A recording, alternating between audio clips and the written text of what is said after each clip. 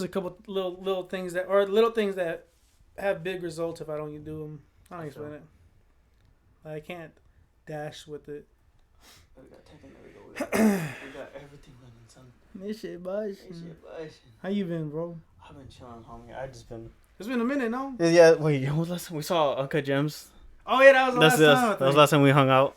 That's not. Yeah. It's been a minute then. You went to that Color 8 shit. Oh yeah, no, because I was selling there. I mean, I didn't sell. I didn't make any sales, but I had a booth there, so we were there just chilling. Like I was there the whole day. I was there since 4:30, bro. Yeah.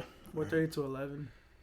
Oh fuck! I'm gonna start. Yeah, it was cool. It was fun. Like like I was a little bummed. That I didn't make no sales, but I was like at the end, like it was a good time. We was all chilling over there.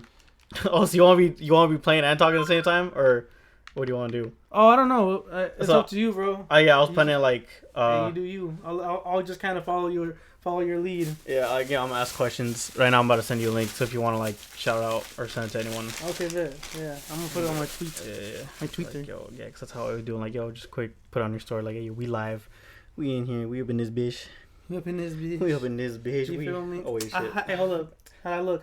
You look good, son. That's how you do it. This shit busting. You feel me? Got that drip. We got the motherfucking drip. All right. Yes, sir. Get into the shit, y'all. We going live, or we are live. And we live, baby. Live. Yeah. Are we live? Yeah, we are.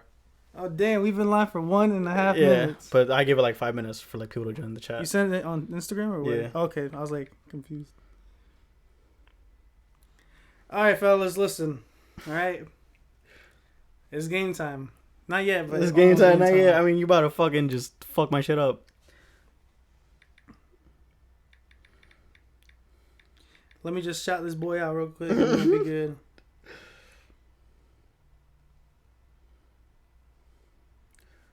My man's got the drip. Camera roll. All right, beautiful.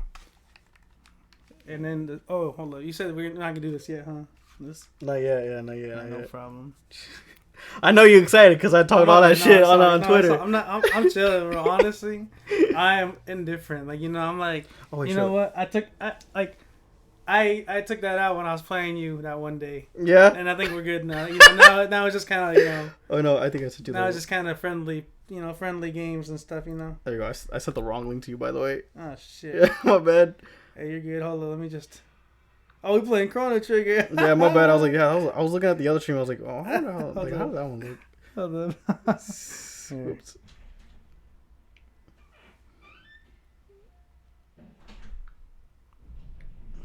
Yeah, okay. You got it? Send me the right one? Yeah, I sent you the right, right there one. we go. Bro, I was reading the description of it, and I was like, I don't have a sale going on. I was like, wait, I do actually. Yeah, I was like... I totally forgot. I was like, wait, I don't got no sale going on right now, man. If anybody's... Hold up. What's up? Who's watching? You're watching, right? That's you? Me, I just Brandon Japan. He was in the chat right now. I was like, all right, we'll start in a minute, but... Yeah. Brandon of Japan. Is he in Japan? Nah. I was gonna say that's dope. He's a producer. He's Asian though. Yeah. That's hell yeah. Fuck yeah. Oh fuck. I'm Mexican. Mexican. So you were tweeting like I feel so awkward because I was like not speaking proper Spanish. I said you're welcome instead of thank you. I did, bro. Oh my god. So like my homegirl Liz, as people know her as Tres. Yeah. She was having this private event yesterday where there was a lot of art set up. I had my own booth set up with my clothing up there. And we had like a bunch of stuff going on. We had live panels, people just being interviewed. We had, performances and such. But yeah, she brought her parents. She brought her parents to show them, what she does, just because like it was her event. So she set it up and she invited her parents. And I got to meet her parents. And for some reason, I was really nervous. I got really fucking nervous. Yeah. And I was like, I don't know. I was talking to them and I was just talking about, Yeah. It's annoying because, because you can have so much to say, but for some reason, sometimes you can't think of anything to say. So I was just talking about how I grew up on 19th and that's why it's called that. And yada, yada, yada. And then they were like, okay, it was nice meeting you. And I was like, it's nice meeting you too. You're welcome. And I was like, no, because he said, because her dad said thank you. And I said, You're welcome. I was trying to say thank you. Yeah. It was bad. It's all good. I feel that, bro. And like as soon as it ended, I was like, oh, what the fuck is wrong? I'm gonna just go home, bro. I'm like, what's wrong with me, bro? And it's just, I had a lot of awkward interactions yesterday. Yeah. It's just been so long since I've been out and about. You know? Yeah. I feel that way too. I was like doing a music video with someone, and like, it was like with the couple dudes I knew them already, but like I was already like, all right, I'm gonna just like head home after this, and like my homie Grip was like, yo, like I do this, you know, they're all like plugging each other, you know. I'm just kind of just like silent because I don't really go out. I'm like, yo, I'm the dude with the podcast. I don't really plug myself in public. Hey man, it's like this, bro. When I network, I mean, for the most part, when I network, the main goal really isn't, you know, like the main goal really isn't, hey, you know, follow my brand, buy a shirt. I mean, I definitely introduce myself and I definitely say what I do. But it's all about making, like, we were talking about this yesterday too, because we had people on the panel. It's just about genuine connections, you know, like making relationships. We should actually start recording then if we're like are getting to topics and shit. Oh, I didn't know we were. Yeah, because like, I usually can wait 4 minutes. We good though. How we doing, everybody? This is your boy. I'm weak as. What's going on, guys? Yeah. I'm over here in podcast mode already. You're already in podcast. I'm like, oh, hold on, this is some good shit. Wait. He's like, this is some good content. This is some good fucking shit. Yeah. Go. Yeah, let me do the intro real quick. Then we'll get right back into what the fuck we talking about. All right, what's good, everybody? Welcome to the first episode of 2020. I got my guest here, Daniel Estela. He's the founder of 19th Ave Clothing, right? 19th Ave. Yes, indeed. Yep. The one and only. You can all check. You can follow his stuff on the description below. It's still his clothing brand, but if you want to like follow his own personal stuff, it's also down there. I think it's all down there. Yeah, just take a look. You know, wherever it takes you. But yeah, just look for 19 Dan and you'll find him pretty much. Basically. But also, yeah, check out his website because he's got a sale going on right now at the time of this recording. And yeah, y'all this is my guest, y'all. And so yeah, welcome, my guy. Hey, man, I'm glad to be here, man. Glad to, you know. It's been a while since I've done, you know, something like this, so you know. Yeah, because you had an article, like, I was reading that shit. Cause, like, oh, really? On the voyage, right? I was like reading. Yeah. So wait, did you like record or was that like. That one, the interview I did for Voyage Phoenix wasn't like we never met up, we never talked over the phone or anything. It was really, I mean, it wasn't an interview, but it was more like the setup was more like a questionnaire where you know they had specific questions they were asking you, and you just filled in what you felt like saying. Yeah, I liked that a lot because it was like, you know, I liked it because, you know, sometimes when you're doing stuff in person or like on the spot, you might not be able to get the best answer that you want, or you might not be able to get the answer you really think in your head. So with that, I had a lot of time to just kind of think over stuff and just kind of say what I really want to say. All right, that's what's up. And so let's get back into the thing we were just talking about right now, like connecting and shit. Cause like so were you like you were pretty much awkward last night, like that? So like there was a show last night. There was a private event that my homegirl had, and there was a lot of people that I knew already in there. You know, it was a lot of people. It was just kind of like, you know, meeting up with everybody once again. Cause it's been a while since I really seen anybody. But yeah, I was telling him that I had a lot of awkward moments yesterday, and I think it was just because I felt it's been a while since I've been in that environment, like, you know, been at a show, so it was just kind of, how do you say it? I don't know. I wasn't as used to it at that time. I mean, I feel the same way too right now. I was like, I forgot what my setup is for the podcast. I was like, what the fuck do I do? But yeah, like last night too for me, like I was hanging out with all these group people after a video shoot, and I was just like kind of silent because I usually I'm like the introvert of like when I'm a new person, I'm just like really silent until someone talks to me.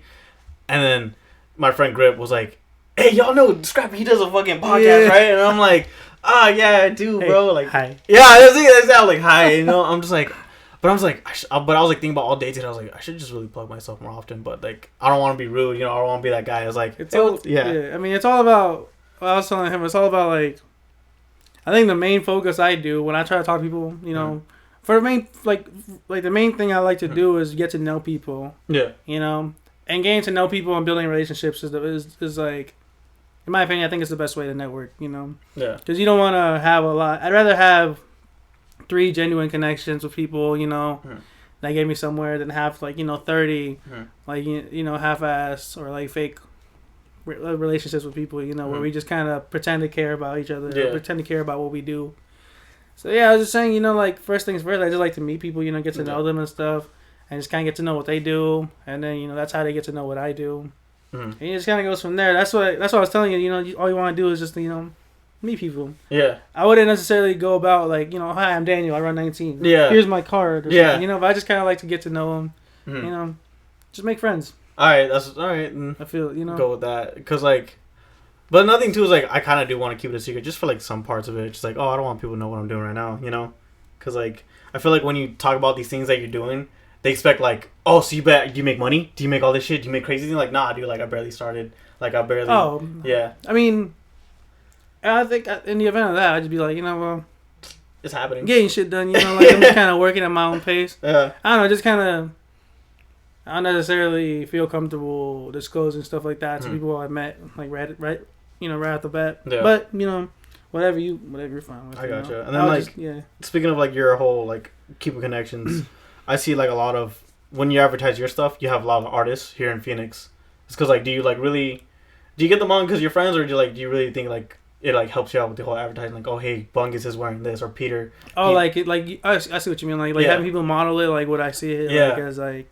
Well, I mean, for the most part, when I get models, you know, it's more just kind of deciding what I want to go for, what I want to like, who I want to see, who I picture wearing it. How to explain? Like it's just like, you know, I just like when I make something, I always have people that I know. That I imagine wearing it in the shirts, in the pictures I post on my page, you know. Yeah.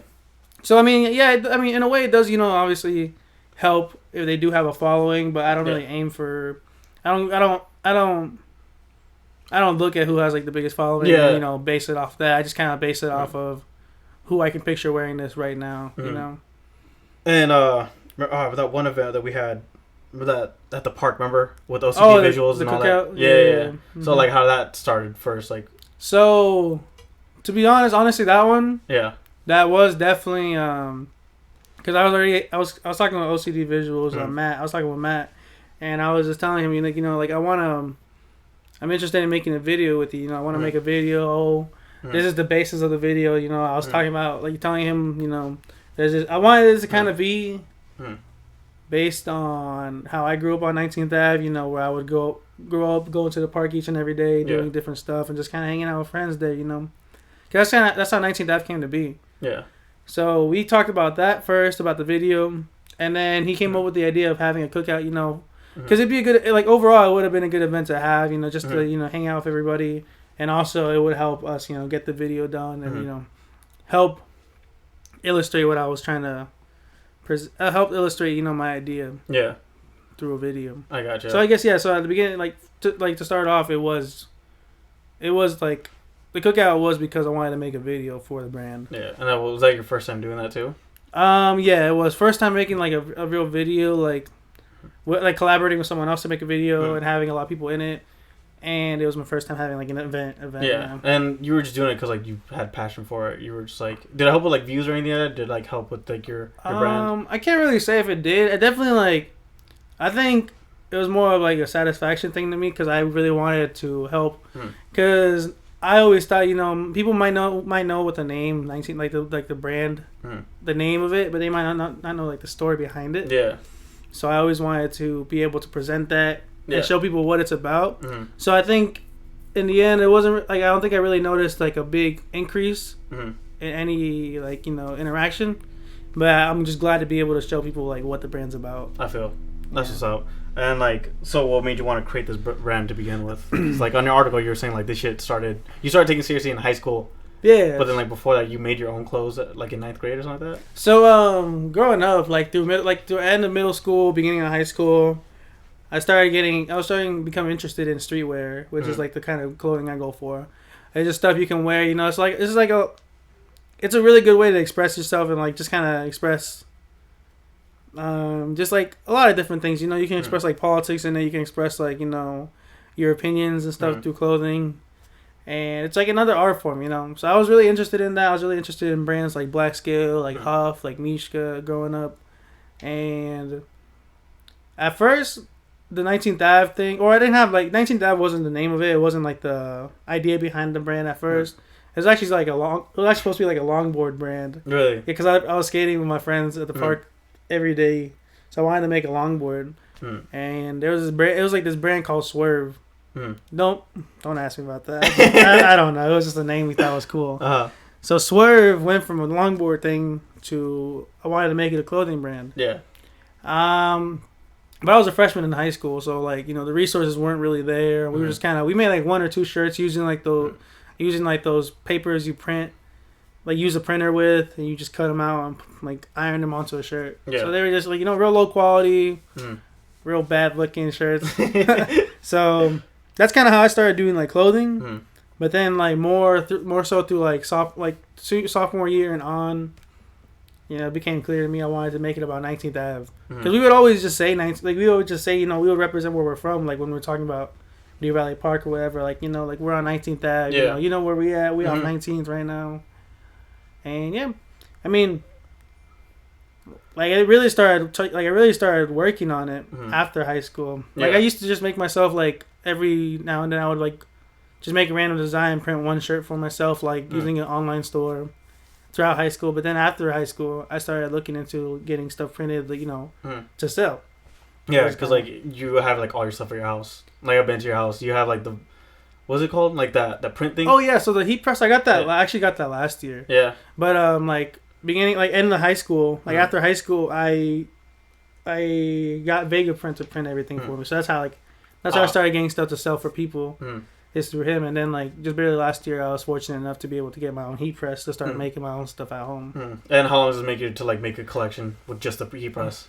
I mean, it doesn't take like a super long time. It really just depends on how long I take, I guess. I don't know. I can get everything done within a day. I mean, that's pretty much that's for sure. Best way to say it. Okay. And so like, how does like advertising, like selling it, differ from like art forms? Because like we see Pete, we see like other people just like selling shit, like, hey, check out this, and post on the story. I feel you. And like, I don't know, is there a way you have to go approach things differently or anything like that? I think, let me think about this. It's like, the thing about like music and like visual art, I'm not like, this is no disrespect to anybody whatsoever.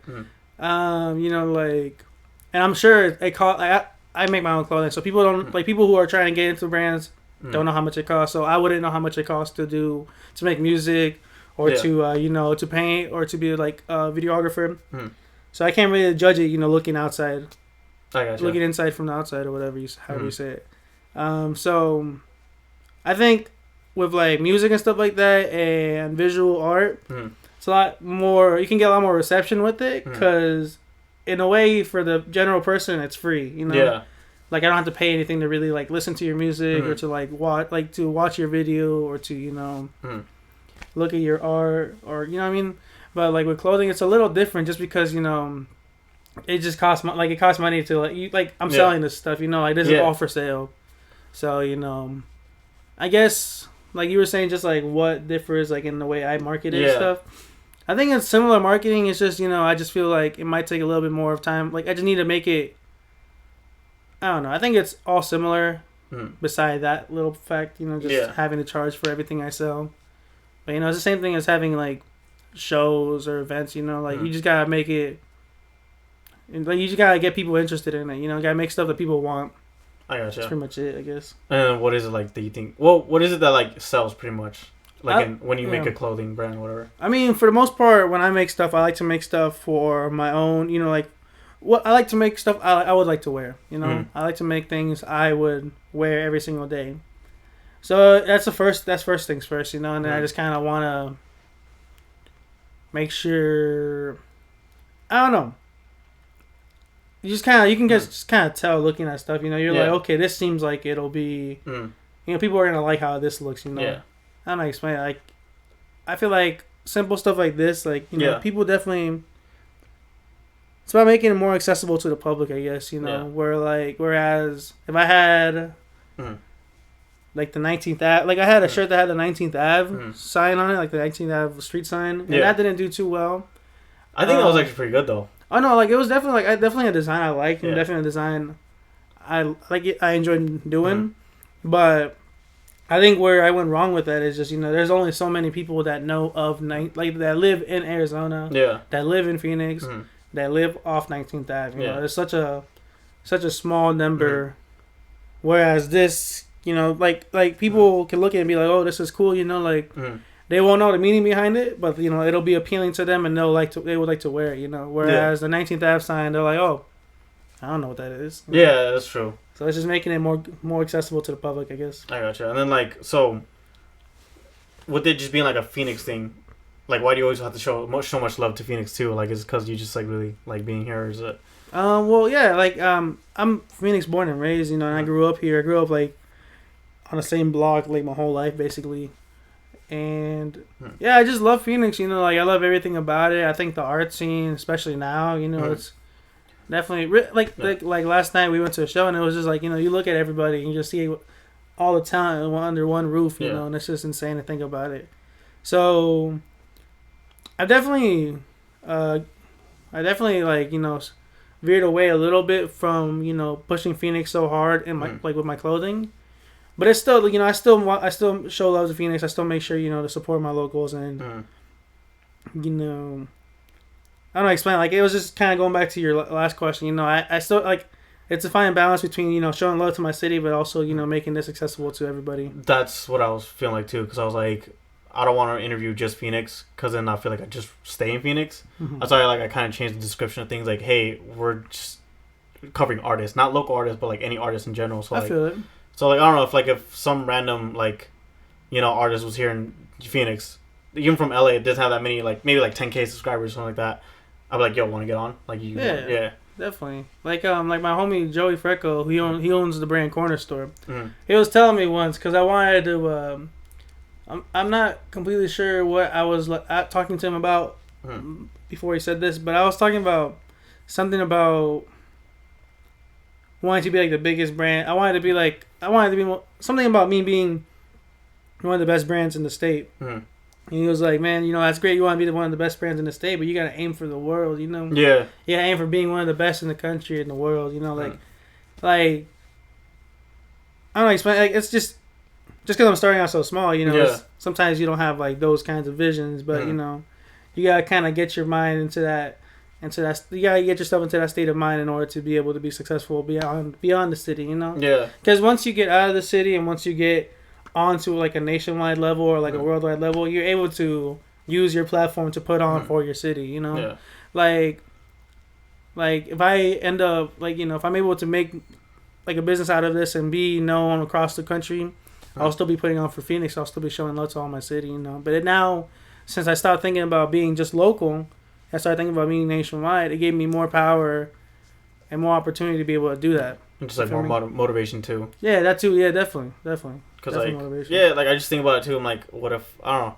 Because I'm also like pursuing modeling and other things. I'm just like, I don't want to stay here all day, bro. Like, you know, I don't want to be like. I see you. Yeah. Bro. Like again, 2020. Like I'm trying to make fucking big moves, bro. Like I'm trying to fucking just big moves, son. Like so, I'm just like, all right, I'm gonna do the best I fucking can right now, just to like do anything.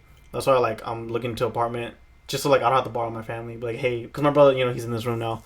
And I'm just like, yeah, I was looking to, I was like, damn, like, I just, at this point, just move out, like, fuck it, you know? Yeah, I feel you, because it'll definitely, like, it'll help you out, because then you'll have your own place, you won't have to worry about anything. Yeah, pretty much. Hustle mode. Yeah, exactly, Brandon, that's how we are. It's nothing but 2020, bro. Brandon of Japan. Another question I got was, like, what are the things that you do when it comes to handling, like, your brand? Like, you were talking about, or you tweeted, like, how you got an LLC for it now?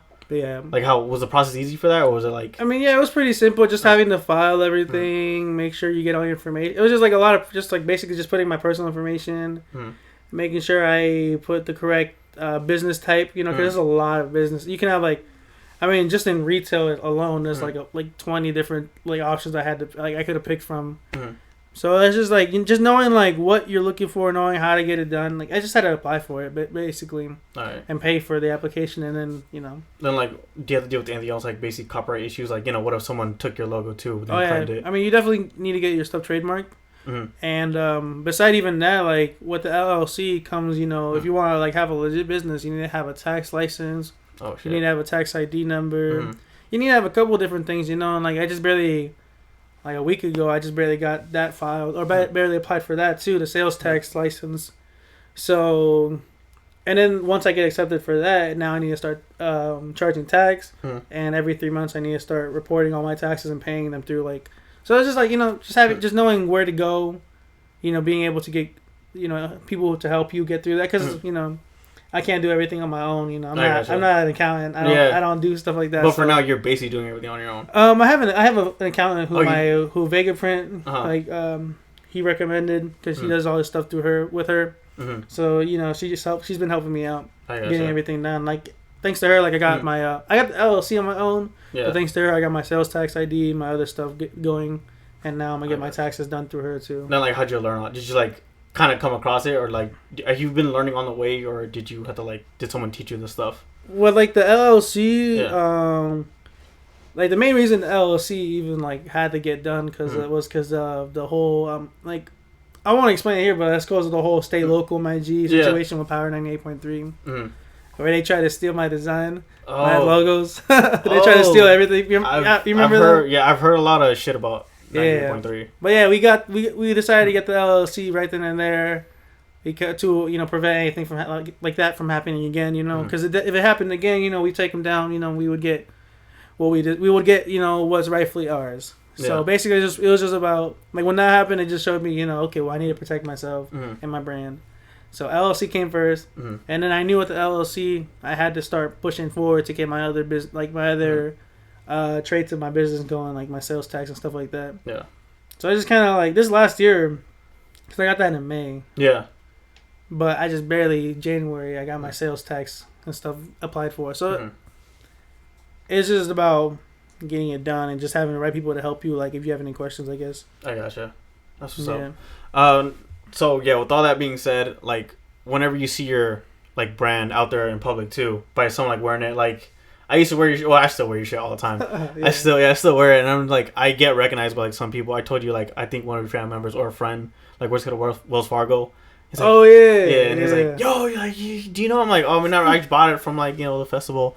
Yeah. He's like, yeah, that's my homie, bro. I'm like, oh, this is up. But I was wondering how does that make you feel when it's great. You feel me? It's like any other person. If someone was listening to music or it's cool to because sometimes I'm sure you deal with this too. I think every artist kind of deals with it. You just kind of you go through times where you just kind of feel I guess unmotivated or unaccomplished. You're like, man, I'm not doing anything right now. I'm just kind of stuck. Yeah. But then you look at all the people that support you and you just kind of wow, I can't. I don't know.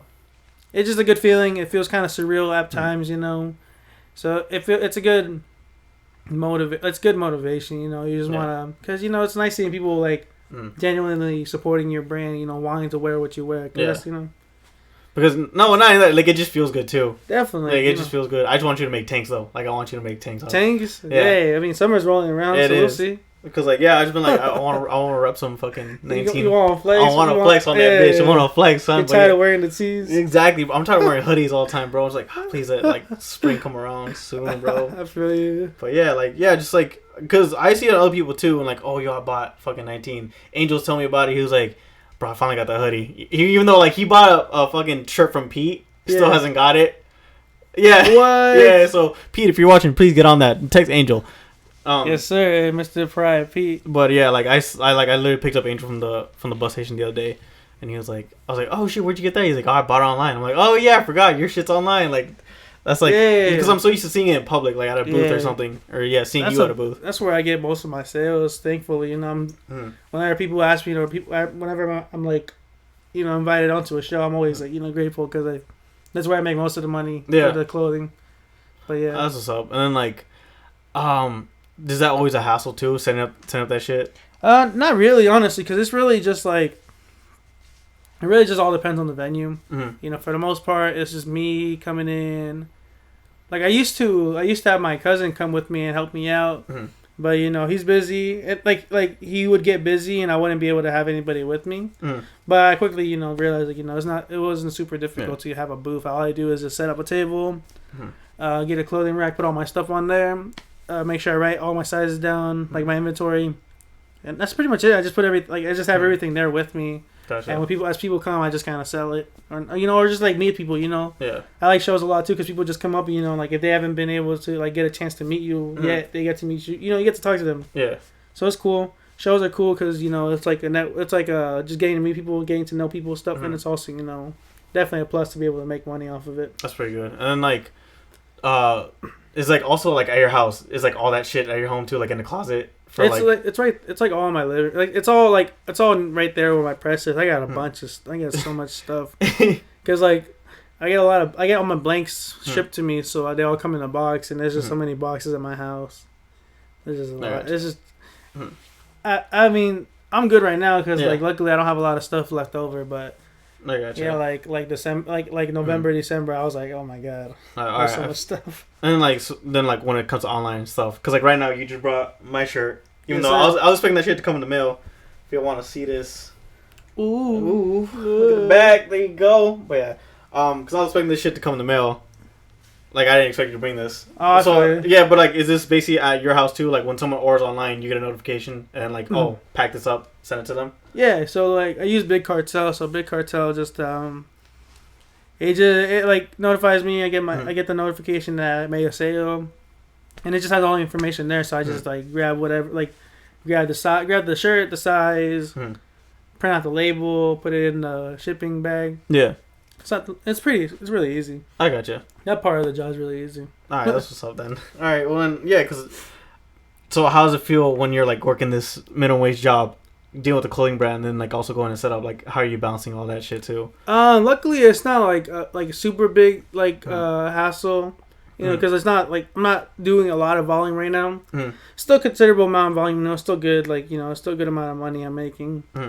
But luckily right now I'm not like at that point where, you know, I'm overwhelmed with all the work I have, like, to print and stuff like that.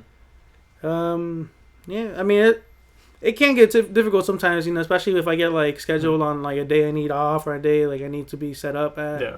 Or, you know, because, like, a lot of these shows are on the weekends, too, and that's usually when I have my days off. So, usually, like my days off are, like, me taking care of my, like, a booth or something, you know. Yeah. But it's whatever, you know. It's all worth it in the end, because that's what I'm really trying to do with my life, you know. I gotcha. Like, make clothing and sell it. I feel that. And then, like, so how are you going to plan on doing that, like, later on, you know? Because, like, right now, it's all your parents' house. Yeah. Right now, yeah, you're all doing it at your house and at your place. So, like, how do you feel like, do you ever think about, like, investing into, like, an office or something like that? Or, like... An office? Not like, at this point in time, not yet. I don't see it, like, at least, like... Maybe 2021, but definitely not this year, because I don't feel like it's gonna be that big of a jump from where I'm at right now, or what I made last year. I don't think it's gonna be as big of a jump this year. So I don't really expect to be super busy with stuff or be able to even warrant having to get an office, you know. Because like this is random, but it's just a lesson to all the children out there: stay in your parents' house as long as you can. Facts. Save all your money. Facts. Save up all your money. Because once you move out, yeah, shit gets real. I already failed at that, the whole moving out shit. See, like my cousin did that too, but then he moved back in, which is like, you know, it's not a bad thing. Like, you know, especially if you're Latino, you know, like Mexican families, you know. Yeah, that's how it be. Yeah, well, it's good that like Mexican families are all about family too. Cause like I was literally talking to my mom. I was like, Mom, like I'm gonna move out like soon, just like, but I'm gonna sell my car, cause like they told me the rule of like if I move out, they're gonna the insurance is on me, the phone's on me, like everything's on me pretty much. I mean, yeah, it gets real. But then I was like, all right, well then, like I'm gonna be real with you. I'm gonna just survive with no car, like nothing. I'll just take the bus to work or whatever the fuck. I'll do that again. But she's like, no, I'd rather let you have a car. But like, I'm just like, and pay for your insurance. I'm like, well then, I'm not gonna move out. Like, oh, she's like, it was a big argument about like just moving in or out, and I was like, what the car's gonna happen, and I was like, still like, I was like, I'm down to do it. Like, I'm down to just move out. But at the same time, I was like, all right, my mom's cool though. That she'll look out for me. Yeah. Bro, if you can, like you know, I'm sure there's families that, you know, like that aren't, you know, we might not have the best family, so you might want to move out, which makes sense. You know, I'm not gonna say, you know, you don't have to. You can move out whenever you want. I'm just saying, like, if your conditions are right, you know, if you have a good family, like you know, you're chilling at home, try to stay there as long as you can. Yeah. Try to save up your money and move out when you know you're more than ready. Because if you move out right now and you're not ready, ooh, yeah, it's gonna fuck you up. You're gonna be negative on your credit card. You're gonna be starving. You know, it's just prepare yourself. Yeah, you just realize you ain't much of a grown up as you think you are. But yeah, basically, basically going back to what you were saying, you know, like I mean, I definitely would love to like move out or like have my own office where I have everything set up. That way, it'd kind of be like set up my way. You know, I kind of would have everything in its own spot. Right now I'm kind of sharing the living room with just kind of, you know, a bunch of other stuff, having to find space for everything. But yeah, you know, like right now I don't believe I'll get an office, but you know, who knows? Who knows? The only time will tell, bro. That's all. That's all, bro. On God. It's on God.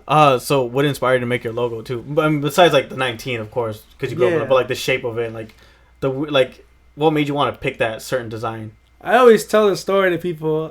So it's so funny because I was literally just on Kick. You guys like Kick, Kick, like the messenger app. The amount of times people said Kick on this podcast, bro.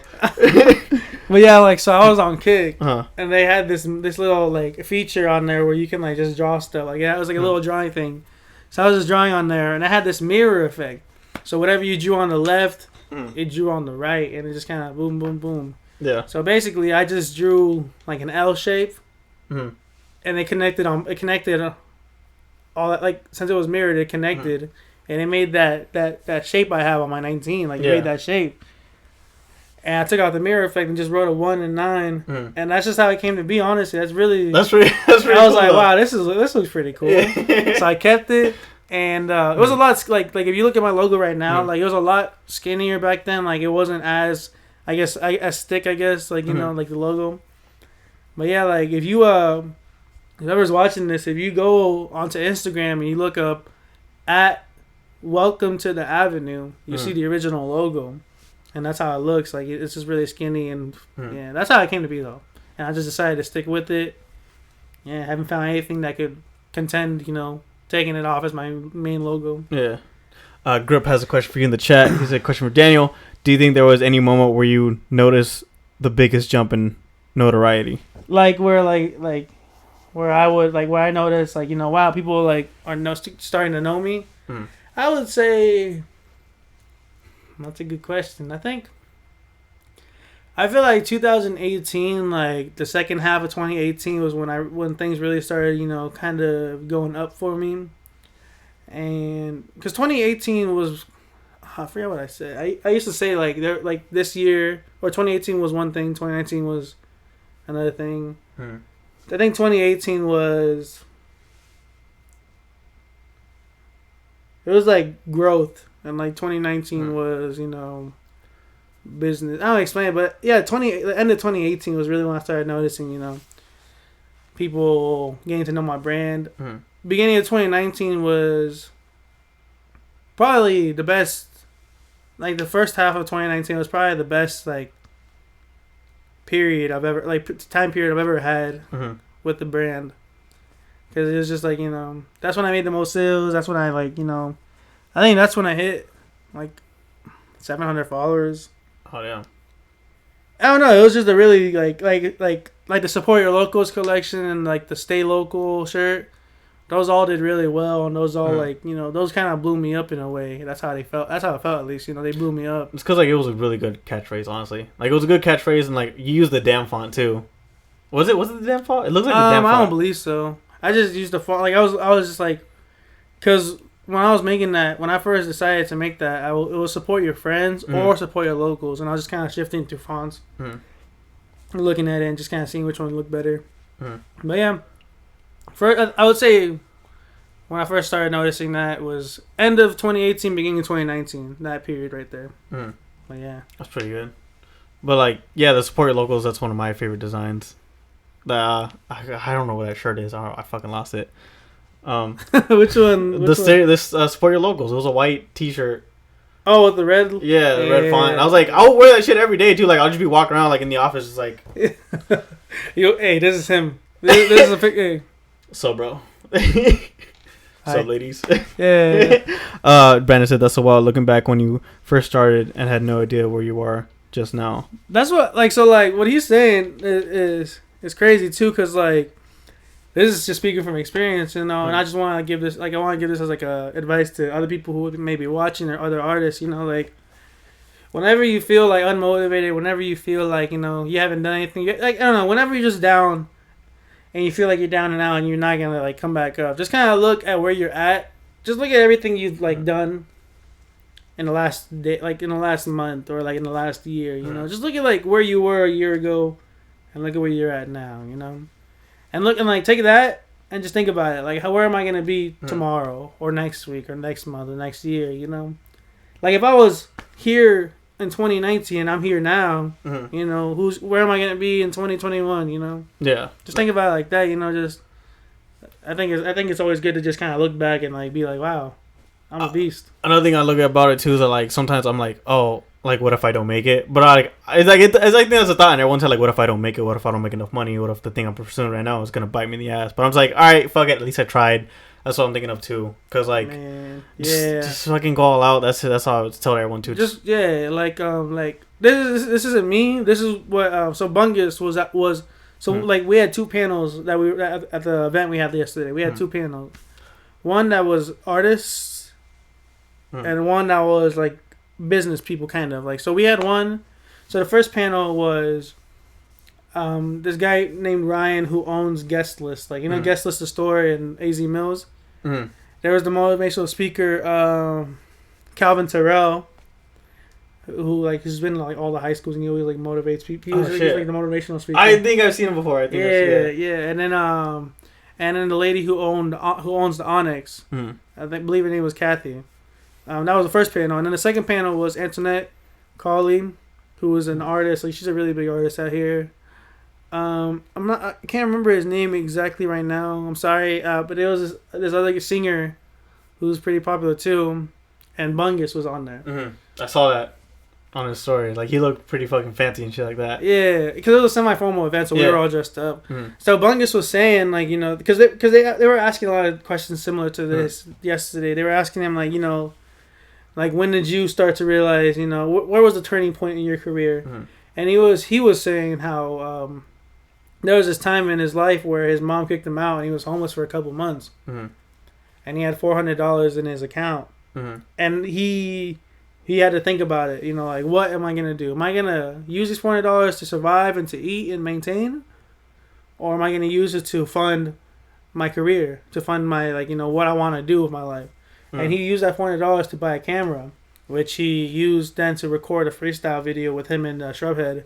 And it went really popular. And he got it's just like that, that kind of energy is what you need in order to be able to succeed in what you want to do. Being able to, because he literally sacrificed his own well-being in order to be able to, and that's create what he wants to create. So that's just the kind of tenacity you need to have. And yeah, that's why I kind of want to move out too, because I'm just like.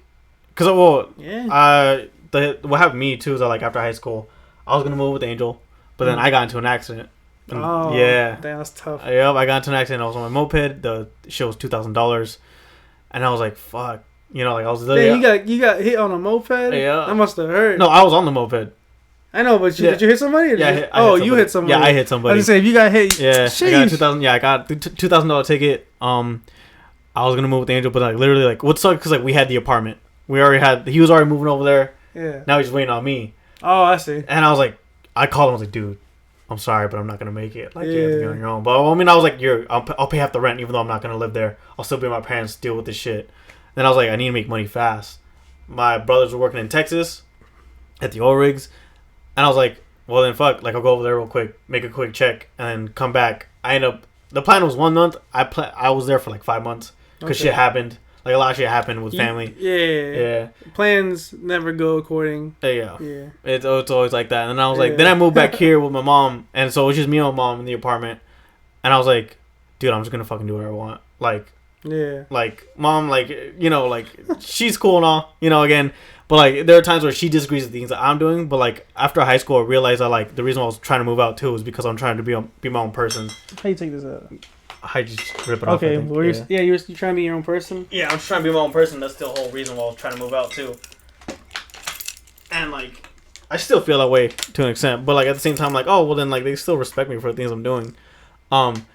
Anyways, yeah, like, just taking risks like that, I felt like I was doing something pretty cool in my life. Like, I was like, I'm doing something amazing. Cheers. How do you use this shit? Yeah, this shit got warm. Here, I got you. Like that.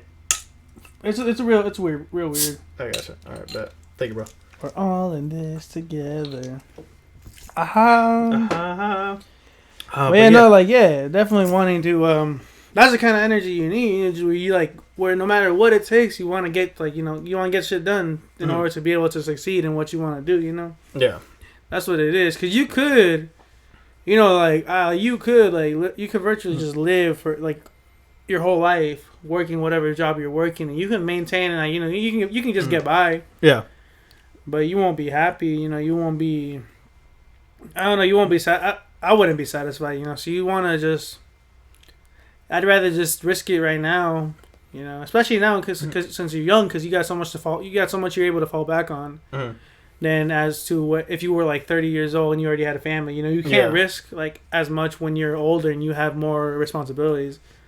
But yeah, just kind of do what because if you mess up, you'll still be okay. Mm-hmm. Just do it. That's Nike, it. Just do it. Bro, just Nike. Just fucking save some money and buy a camera, buy something, whatever the fuck you need. Take that night shift, work those crazy nights. At a bar. That way you get the money and you can get whatever you need to do in order to make your passions a reality. Live. I don't know. I've heard so many other people do this too. Not that I know them, but they just go to California, live in their fucking car, and try find jobs of acting. I have issues with California. I'm gonna just tell you that right now. Yeah. And there's not really I just LA is cool. Right? Mm-hmm. But LA is not a place to go and live if you're starting out. LA for the most part, I think, when I think of LA, I think it's I think of living there. I think it's a place where you go to live when you're already established and you have money to pay for that shit. Because it's not cheap. Gas is $4 in LA. Bro, fuck. $4. one gallon. Jeez, man. Listen, bro, think about it before you do it, Arizona is, from what I've heard, because I haven't lived anywhere else, from what I've heard, is the real estate is a good, it's cheap, it's not terrible, it's not terribly priced. And it's a good place to live in, it's the 5th largest city, you feel me?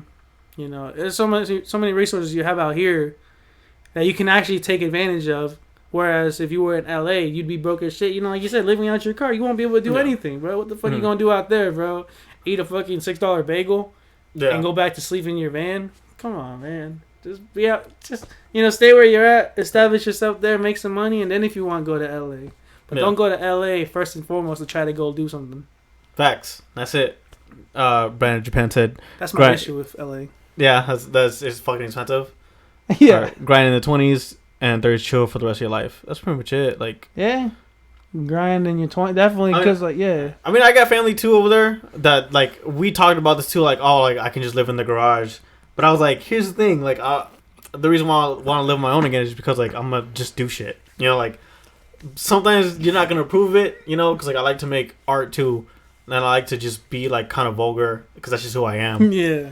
And so if I just talk about sex and shit in the garage, then my Theo comes in yo, what the fuck you talking about? Yeah, you won't be able to live you won't be able to do what you want. You'll have these limits on you, these limitations.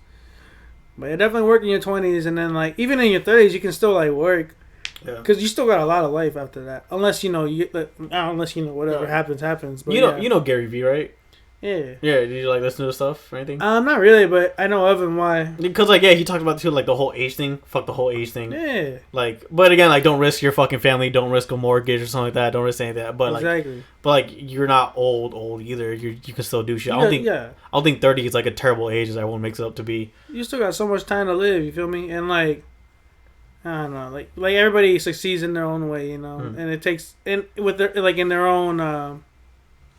Everybody succeeds differently, Not everybody succeeds overnight. Definitely not everybody, Definitely not a lot of people. Most people grind a lot of years, grind 10, 20 years to get what they want. They get it, but it takes a while to get there. The Hundreds has been the brand for 10 years. It takes a while to get stuff done, and you just gotta be patient and determined. But don't expect everything right away. Gotcha. All right. Let's get back to clothing real quick. My bad. Yeah. So no, you're good. I just I like when people talk about this kind of shit. Just because one, it makes it real. Good. Yeah, it's real. It makes a good clip too. Because I every time I post these kind of clips, I do get messages back hey bro, that was a good ass clip. I like your podcast. Yeah. And I'm oh, don't talk about me. The person said that. So yeah. But because someone always needs to hear that shit. Because I've had other artists be yo, dude, I started making my album again. I started doing this. I'm yo, fuck yeah, dude. So do that. Yeah, I feel it. So you never know who needs to hear that shit. Yeah. So seeing other clothing brands and like here in Phoenix, like was it 1997? Yeah. Yeah. The homie Yael. Yep. Yeah, Yael. Who else? There's a lot of people I know that make brands, and it's so crazy because like almost all of them are Latino, which I noticed. I was like, wow, that's crazy. Mm-hmm. So I mean, obviously we have me. You know, I make 19th Avenue clothing. We have my homie Yael. He runs 1997. We got Joey Flako. He runs Corner Store. We got Christian Hart. He runs Hart. Oh my goodness. We got Armando who runs Forgotten World. Vega Print who runs Vega V23. There's just so many people I can't even think of right now. There's oh man, I forgot what his name is, but it's his like Instagram, like all his social media is Faded Chinos. He runs Never Good Enough. Mm-hmm. You know, we got a lot of people out here that make stuff. You know, there's another I don't remember his name. I think it was Armando also, but he runs Neighbors, and that's a really big brand out here that I've noticed. You know, there's a lot of cool brands out here. There's definitely like, you know, so many, and they're like all the ones I've noticed are like Latino. Killer Culture, we got Killer Culture too. You know, that's run by Brian.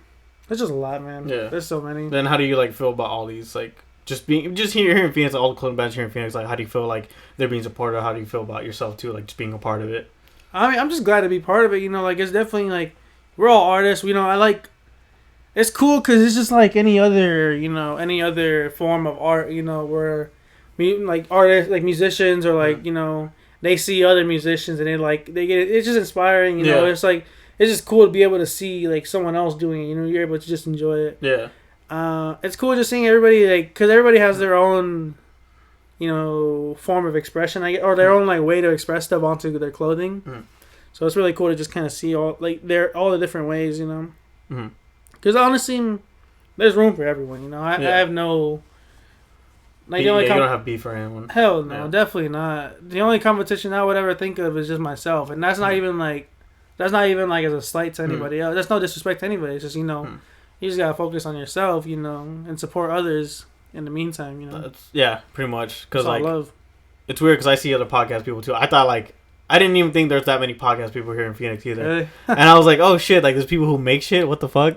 And I'm like, I do judge them sometimes. Like I look at their stuff, I'm like, your equipment's kind of whatever, your setup is like whatever. But then again, I'm like, I fuck on my streams too, so I can't really be saying anything. He said. It's like, again, that's just me being snobby as fuck, because I'm kind of like that sometimes, but I'm just like, I'm not going to say anything just because it's like, you know, like I'm not in the right place. Man, we all have our own situations we're dealing with. You know, we all got like, sometimes we get the shit end of the stick, you know? Yeah. And we make it work, you know? So that's all I think of, you know? Like, if I see something that's, like, doesn't seem very high quality, I'm like, well, you know. I'm like, yeah, or they just don't know sometimes, too, because, like... Yeah, that, too. They might just be misinformed, you know? They might just not know how to do it. Because, you know, like, I video edit it, too, and what I see is, like, a lot of these podcasts are video edited, and I'm like, where's the audio? Like, where's the, like, the clean audio, like, you hear from the mic? I see. I know what you mean. You can kind of see, like, what they can be better in, like, what they're missing. Yeah, everyone's on different levels. Exactly. But it's like, you know. Yeah. And I'm down to help out other people too who like need it. Just to give them advice. But like I'm never like the type of person to be like I'm the type of person who will teach you how to fish but never fish for you. You know? Yeah. Like, that's like a basically like it's definitely better to like show some or like help someone learn how to do it on their own. Yeah. Cause like that's nothing I realize about some people that like they want help but they want you to do it for them too. You know? That's why like those kind of people, you don't want to mess with those kind of people. That's it. Like, if they need help on, like, everything in life, teach them how to do it. But don't do it for them, you know? Yeah, it's never okay to look down on someone if they're blatantly disrespectful. Just got to focus on what you're doing and the people that care about you. Yeah, pretty much. That's yeah, bro, because, like, if they're being disrespectful, like, you know, it's whatever. Like, I don't give a fuck about that. Like, you know. I mean, obviously, if they're being disrespectful to me and, like, you know, to my face, you know, we won't let that happen. But for the most part, yeah, just, like, just whatever, just shrug them off. Because I'm not focused on what you're doing at all. I'm focused on me, you know, focused on what my next thing is, my next step. Some people out there tear you down, but let them do them. Yeah, we can't let that. Yeah, you can't let that affect you because then you're letting them win, you know. Yeah, you're proving them. Yeah, you're proving them like what they're saying. Yeah, you're just like playing into I forgot what I was gonna say, but they're just letting you like like you're just letting them get in your head and waste your energy. Phil, and so with that being said, like how do you feel when you see like someone else start out their clothing brand? Is it easy to start up your own clothing brand too, or? I feel like I don't know. I think it's simple, but also I've learned like so much like throughout the years. I think it looks easy. I think it looks easy from the outside looking in. Like it looks easy to make. Like, oh, okay, I just make clothing. I just print it and sell it. That's it. Yeah. But there's obviously so much that goes to it, and it's a lot more money than you would expect, I guess. Because I don't know. Every time I talk to people or a lot of times when I talk to people who are looking into getting their own thing started, and later down the line they don't do it anymore. A lot of those people, the main thing they notice is like, wow, it's a lot of work, or wow, it costs a lot of money. Yeah, it's just like any other thing, like it might even be more just because of that, because everything you do literally costs money. There's nothing you can really do that's free unless it's like Teespring. Yeah, Teespring is cool, but like I don't know, like if you're trying to do your own brand, I would definitely suggest getting everything done. Like I don't know, like I'd rather go through Vega Friends, just go local and just know what I'm like, know the quality I'm getting, and be able to have everything on me in the event that someone wants to cop something right then and there. Yeah. Instead of directing them to a site, because that kind of like I don't know, it just makes it's just convenience, Yeah. Like right now, like like I could have just sent that out, but like I have it, I might as well just like bring it to you, True. Maybe just stuff like that, What's the most stressful thing about creating clothing or building a brand? When the most the thing that hurts the most always is it's just I think it's like a lot of artists can also like relate to this. It's just where you have something that you're so proud of and something that you're like, wow, this is so dope, this is so cool, everyone's gonna love this, and then the day comes and it's on sale or whatever, you put it out available, and it just kind of like it just kind of it breaks, it doesn't, it flops. So that hurts. It can kind of get to you, and sometimes just expecting this amount of success right now, since you see so much, like you look at your product and you believe so much in it, and you're like, wow, this is gonna do so well, and then the day comes and you don't make anything. I think that's the most stressful part about it. For the most part, everything else is kind of simple. I guess if anything else is stressful, it's just like the business side of it, having to take care of all my paperwork and make sure I have all my receipts and stuff like that. Yeah. Make sure I maintain my costs. Yeah. Yeah. All right. I think like mentally, it's wanting something to succeed and then not having it succeed right away. And then physically is like taking care of all the business stuff. Gotcha. And are there some things that you don't like seeing in clothing, like some certain trends? Like I remember you tweeted like the whole Japanese text on a sleeve or something like that. Oh my god! Because you think it's cheesy as fuck. I sometimes people have their own like sometimes it's legit stuff people actually do because they like like the Japanese text. Some people actually I guess for example, I guess some people actually would speak Japanese and know how to type Japanese, so they do it because, or they're from Japan, whatever they might apply to them. But for the most part, I hate seeing it really bugs me seeing like very trendy stuff like that put on just to be put on just because they know it's trendy. I just like being original. I like trying to be original. Trying to do your own thing, never trying to look at what the other man's doing and being like, wow, they did it really good. I might as well do it. So no box logos, no Japanese text. I'm trying to think of what else like there is, bro. Because there's I can't think of anything off the top of my head right now. But there's no striped shirts, like guest shirts. Like if you do them, like if you do any of these, I'm not judging you whatsoever. I'm just saying, I personally don't like stuff like that, especially if it's obvious that you don't care about it. You're just kind of doing it just because people like it. So that's just like any other thing, like where you can tell people try to make hits. Yeah. Instead of making something they enjoy. Like the song Yummy. You can just tell he didn't try. You can just tell he was just trying to make something that gets stuck in your head and and people can tell, people can tell when it's not legit, Yeah. Just make your own thing, bro. Just make your own thing, bro. Facts. Be original. Don't try to be yummy, bro. Try to think outside of the box. Ha. Get it? Brandon said, "What's the funniest part about creating clothing?" You've ever had funniest part? Yeah. Good questions, Brandon. Love you, Dad. Funniest part? I don't know. Real recognition. Sometimes I'd be messing up my sometimes I'd be having some samples I want to make of new collections, and I want to see how they look on a shirt. And I print different sizes to see what would be the best size to have, and I accidentally put the wrong size on a shirt. Sometimes it's funny, sometimes it's frustrating. But sometimes you just look at it and you're like, bro, what? Yeah, what the fuck is this? Yeah, so I guess that's pretty funny. I don't know. I can't think of anything else off the top of my head right now, to be honest.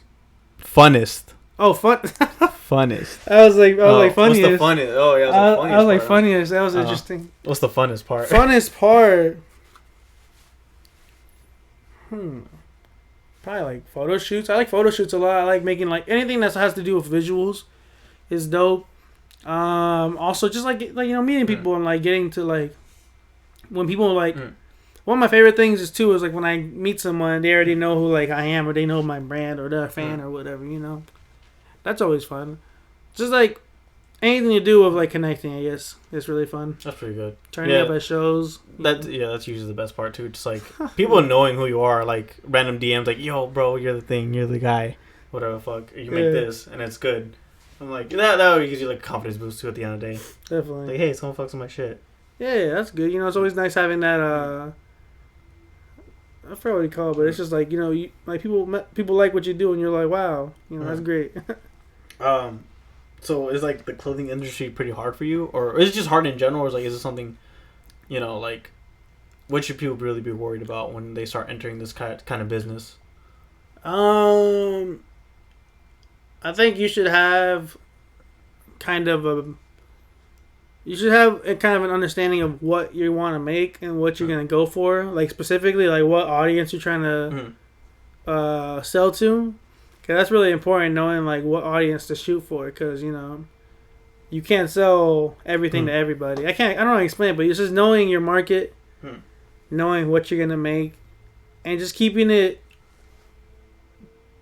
Try to keep it within that. I'm not saying don't ever do anything that's different. Don't ever try to do something different. But for the most part, just try to keep it within what your brand is about. That way, it doesn't get kind of mixed up.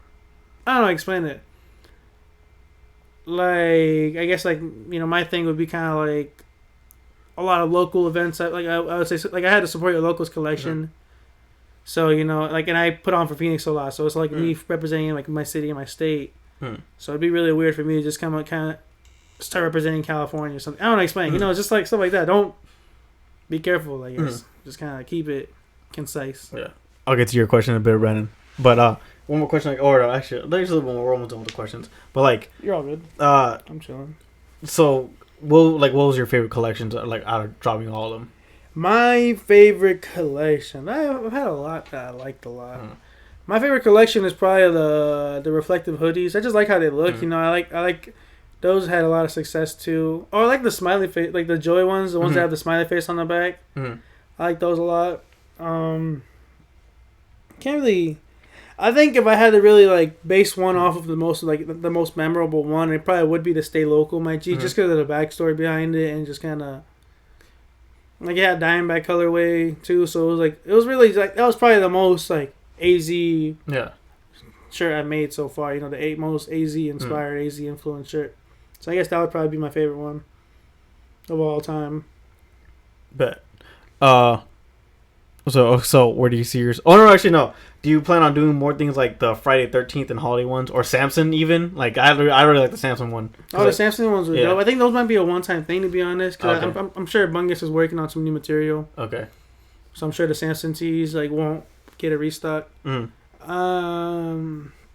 the 13th, stuff like that. I've actually when I did that, it kind of made me think wow, I should probably start making I should probably start thinking about doing more stuff that's centered around not holidays, but centered around certain events and stuff like that. Valentine's Day, Halloween, or Christmas. If the whole Area 51 things happens again this year, yeah, make something like that.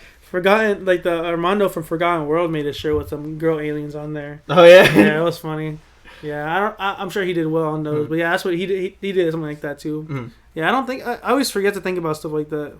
But yeah, like doing the Friday the 13th one, the shirts made me kind of realize, I should probably start thinking about doing stuff that's centered around certain events and time. Because like what was also cool with the holiday one was like you put a little special card saying like thank you, you know, and like that, I think that was pretty good. That like you show care about your people who buy your stuff, definitely, and that you were like very grateful that they buy your stuff too. I came up with that in like July or like August, and I didn't.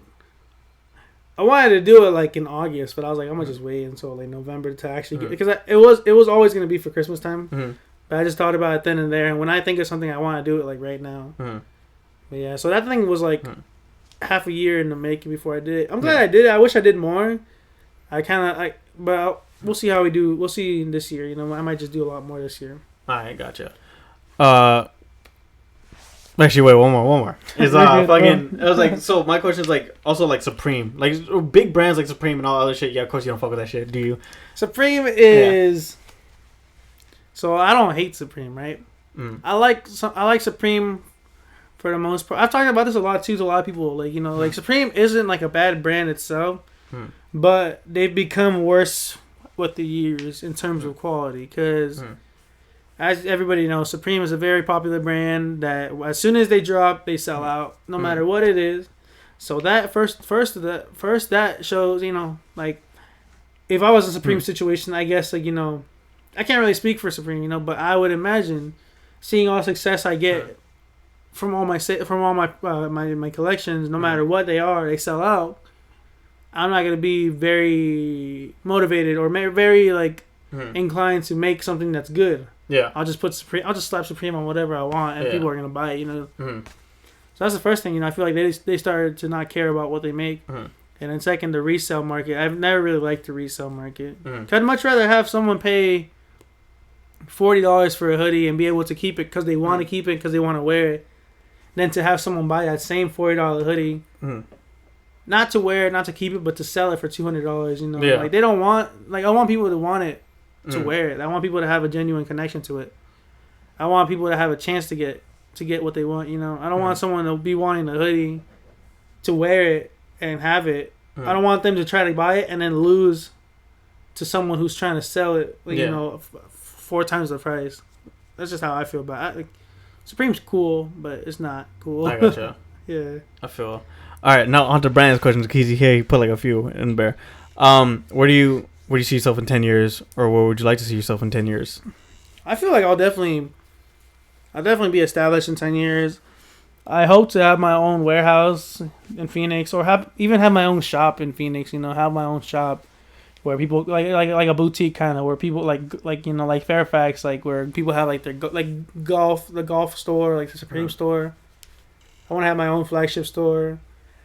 Definitely want to have my own warehouse where I screen print everything too. Like vinyl, like heat pressing vinyl and stuff like that is cool, but it kind of limits the amount of stuff I can make. Like screen printing, I can make a lot more stuff more often with less cost. Like I don't know, I want to have my own warehouse, and I would definitely love to have my own shop.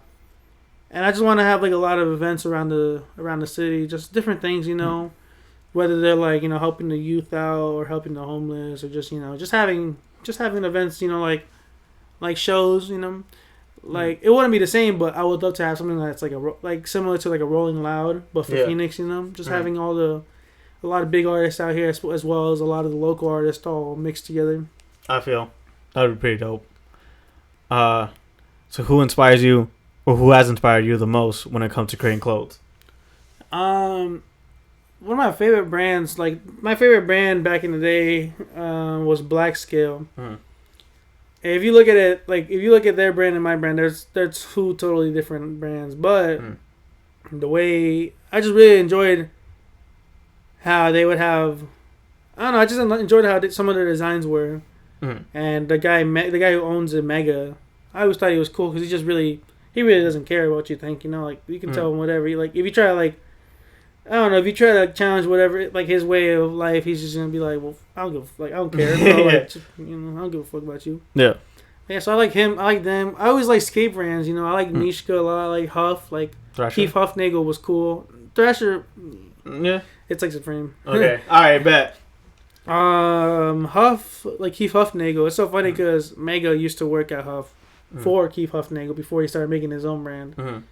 So I just like, you know, those people inspire me. Like Bobby Hundreds from the Hundreds, he inspires me too because I like their brand because it's just like there's nothing really that defines them. I guess, you know, they're just kind of an open canvas for whatever they want to make, and they can make whatever they want, you know. And I like them because they like everything they make is great, you know. They're really talented. So is the people at Huff, you know. They just make everything. So I guess those people will inspire me. How do you feel about Vans? Vans was like, and Rainbows was my personal favorites. Oh yeah. Oh, how many? Do you have any interesting stories behind the clothing you created so far? Actually. Interesting story behind the clothing I made so far. I'm gonna start setting up Tekken actually, so we can talk. Yeah, we can start talking while we're playing. Interesting stories.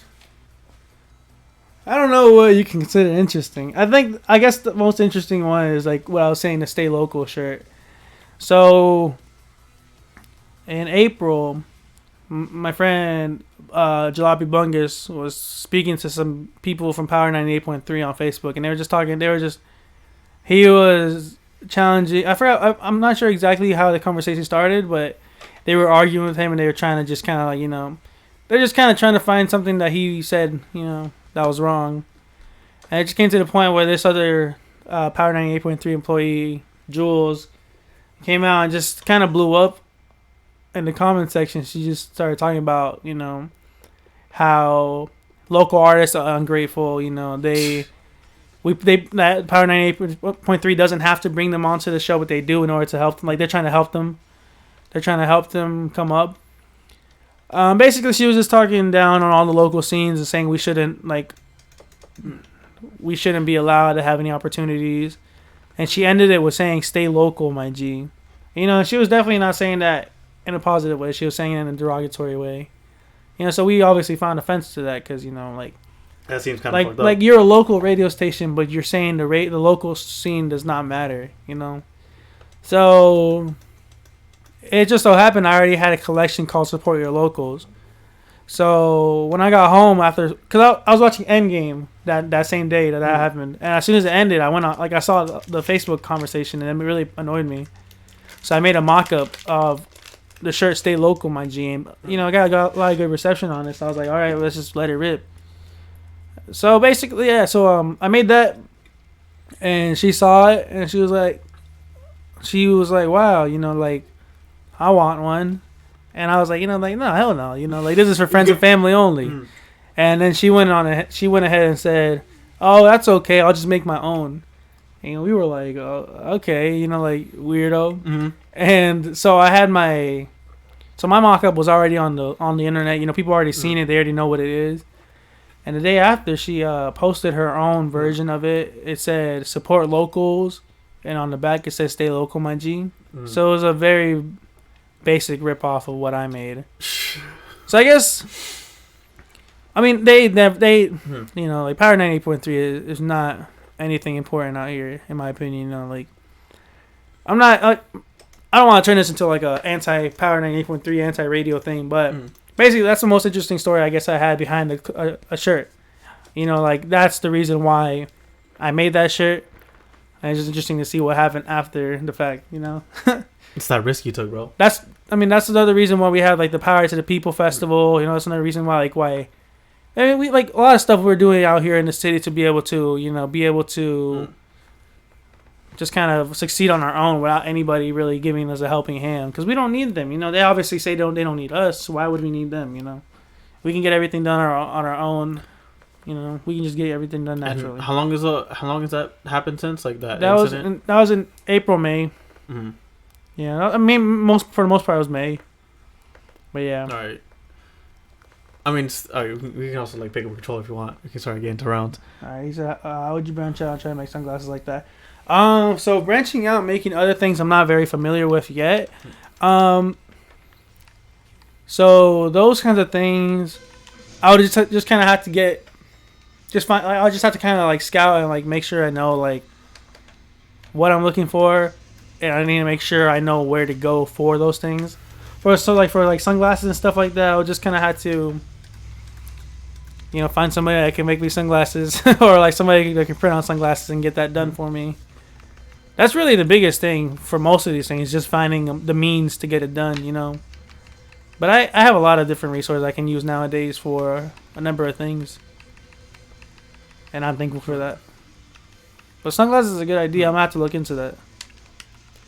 All right, bro. But you're like pretty involved with the Phoenix scene, right? Like absolutely. Because like you're showing up to all these, like local or the private events, the whole Power 98 deal, because that's kind of something like if a radio station knows like who your brand is or what your brand is, and they say stay local my G or some shit like that. Yeah. And they also hate on your shit. Then I think that's some pretty good shit. Like that's streetwear for you though. Yeah. That's streetwear. I'm expressing because I talked to one of our friends, Phil. He's an immigration lawyer, but he knows about the law, Yeah. So I called him. I was like, hey, am I able to take this phrase she said on Facebook and use it without getting into any trouble? And he was, we were using it under the Fair Use Act, where we were using it as a form of criticism. We were criticizing what she was saying. So yeah. Yeah, no, I'm not like. What was your question with that? So how does it make you feel just being involved with this, like, scene that deep, I mean, it feels great, like, I've always wanted to be involved with the scene, like, I've always wanted, because I feel like I'm Phoenix inside and out, Yeah. So, I'm very glad to be able to connect with my scene and be able to, like, be like, known out here, be respected and stuff like that. Alright, I need to stop with it. Oh, man, we both got counter hit. Shit. Alright, you did. Oh my god. Oh, yeah, we can just kind of focus if you want. You're good. I'm good with whatever, bro. Bet. Get you some vitamin water. Get you some what? Would I make condoms? Fucking Capo Bravo did that. Capo Bravo? Yeah. I just saw him yesterday, Capo Bravado. Yeah, at the whole event. Yeah, he was there. Yeah, I could. There's a lot of stuff I could make. I just haven't thought of it. I haven't felt like doing it yet.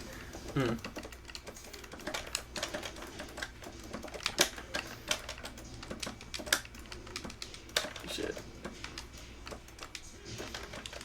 Oh. Oh, whoa. Oh, man. Oh, no, I did not mean to do that, actually. Shit. That'd be iconic.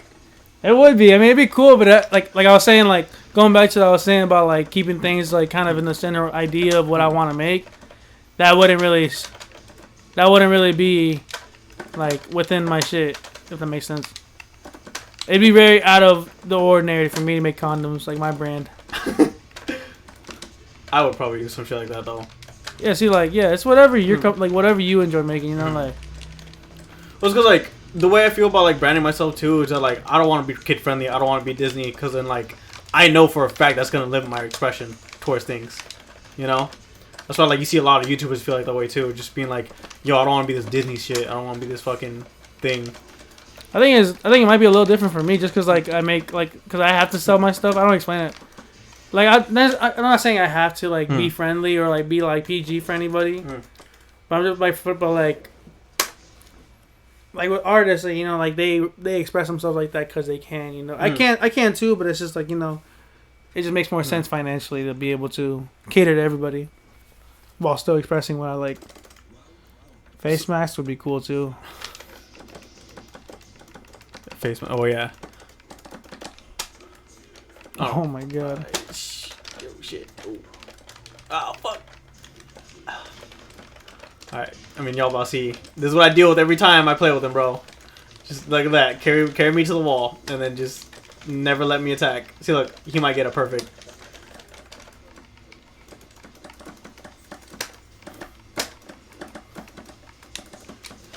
No.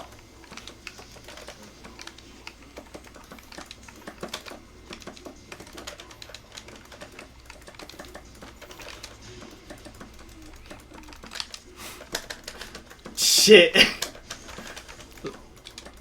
So you want to tell everyone like how you feel about Tekken, bro?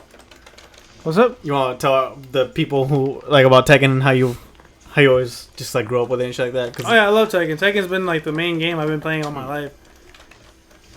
You know, I've never really been good at it. I think Tekken 7 is like the best I've been in the game. Like this is when I actually like learned how to play. I used to be terrible at this game always. I mean, even then I'm not. Even now I'm not that great, but you know, I'm definitely better than I used to be. Yeah. But yeah, this is my game. Like, you know, people like my cousins grew up on Smash.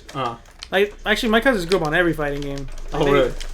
Yeah, like my cousin knows. Like he knows. Like he's played King of Fighters, Street Fighter, Soul Calibur. I mean, I played all those too. But like he has like games like that. But yeah, Tekken's been my main game.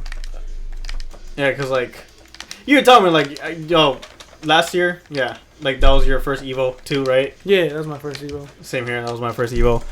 But like was that like your first year also hearing like about professional like game or professional events like that too? Yeah, it was my first time. Like it was like 2019 was the first time I actually got into like the esports. Did you perf me? No. Okay.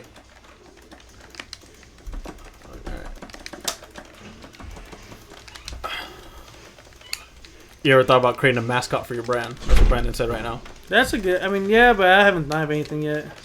Gotcha. What the hell? Your pug should be your brand, bro. Pug. Your pug. I mean, I fucking love your pug. Yeah.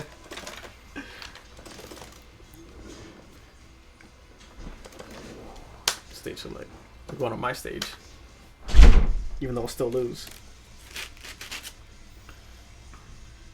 Yeah, What are we doing right now? we playing that Tekken Son on the podcast and watch me get my ass beat. You know, you feel me? Yes, sir. Tap in. We'll type in. I'll grab one of these real quick. What are you gonna pick? What map? Oh, you already know. Oh, hell yeah! You already know, son. I'm gonna get all the combos. You probably will. Because I can never land them. I know. I didn't get good at this game, though. Because, like, you, my friend Andre, they love this game. You guys love this game. And also, like, just looking at the Tekken community, too. It's, just something cool to watch. Hell yeah. It's definitely a hard game, though. Oh, no. Yeah, it is. Because they don't really teach you anything. That's the thing. Maybe not. I haven't played Tekken since the arcade. Speaking of arcade, Cobra, bro. We need to hit back Cobra. Cobra's definitely dope. I remember when I went to Tucson. Got my ass whooped by this lady in Tekken 5. She killed me, bro. And I was talking my shit the whole way to Cobra. Yeah. Then we got to Cobra and I got killed.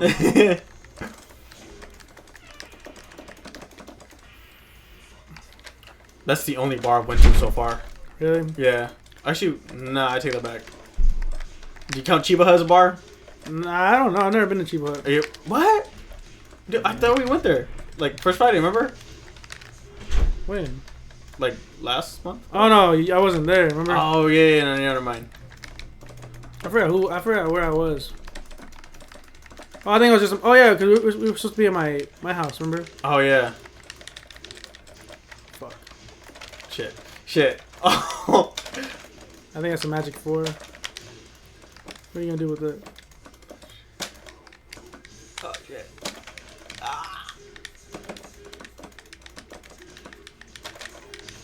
There we go. Oh, you had it, bro. Fuck.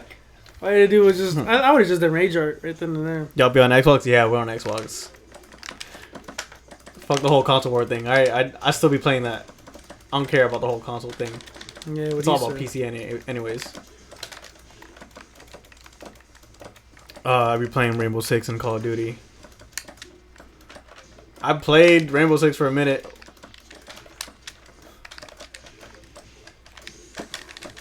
This is bad. Just let me get this one round. Let's Damn, go. That's the first round too, I think. What's my gamer tag? Scrappy Flako. Everything's Scrappy Flako, bro. I don't have the new Call of Duty though. Just letting you know. Oh, I'm dumb.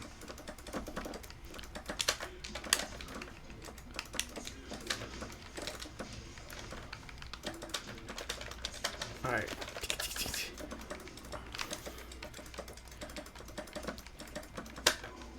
Oh, wow!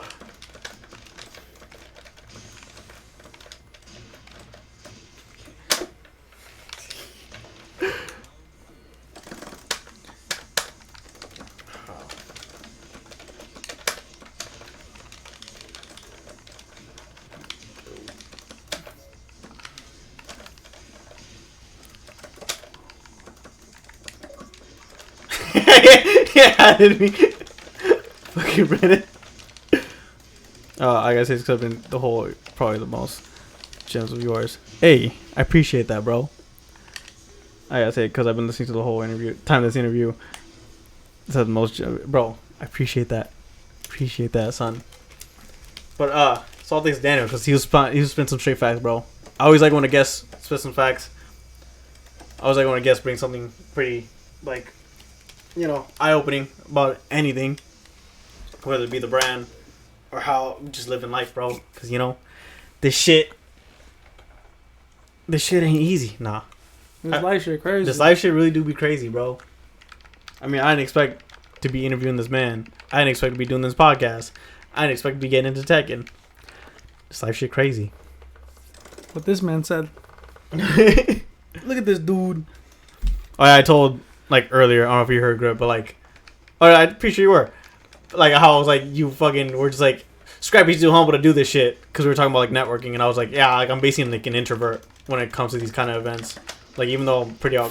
People think I'm outgoing, but again, like, I kind of just sit there alone. It's because you're wild on fucking. It's because you're all wild. You're a wild man on Twitter. I am a wild man on Twitter, bro. That's probably why. People are like, always probably like this in real life. Well, I'm comfortable around someone, though. I don't say, yeah.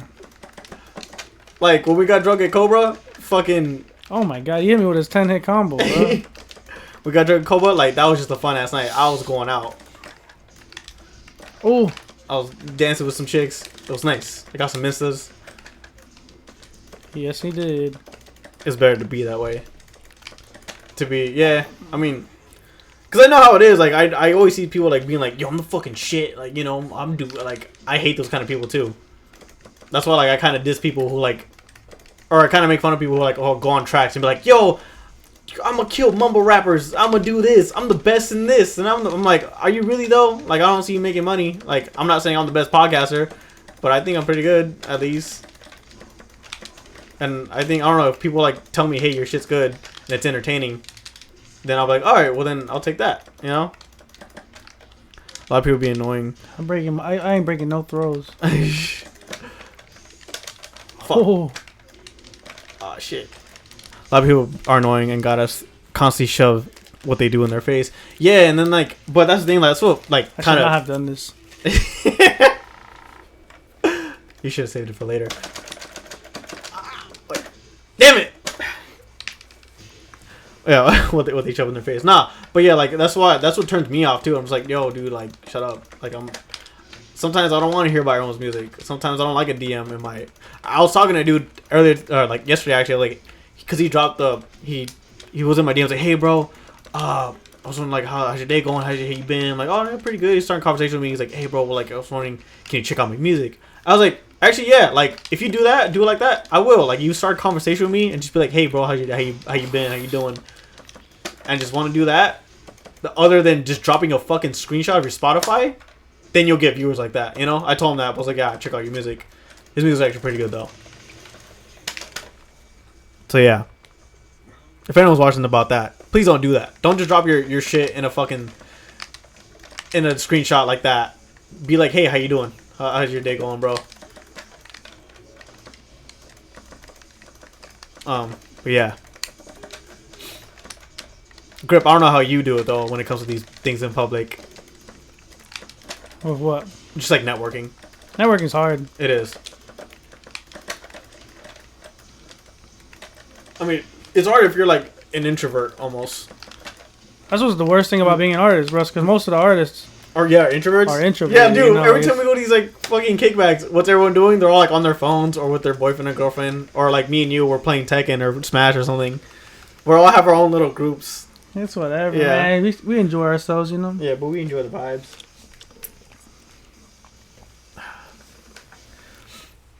Watching myself key charge. Yeah, see, I ain't disrespectful, bro. I ain't disrespectful, bro. You was being disrespectful, but it's okay. I know. It's because I like talking shit. I just like, yo, fuck you, you know? Yeah, I feel it. Because I want you to, like, I want to, like, you know, I want you to go off, you know? I want you to just fucking, you know what I'm saying, bro? Like, I want you to go, like, Ultra Instinct on me, bro. I'm doing all right now. You ain't even trying. I mean, I am, but I'm not good. I mean, I don't know. When you like lay those combos in perfectly, bro, like sometimes I'm like, damn, like he knows what to do. You know more than me about Tekken because I'm like, just mashing buttons, or like I know what highs and lows are. What about mids? I don't even see. That's the thing I don't know about mids. I don't even know about mids. Oh my god.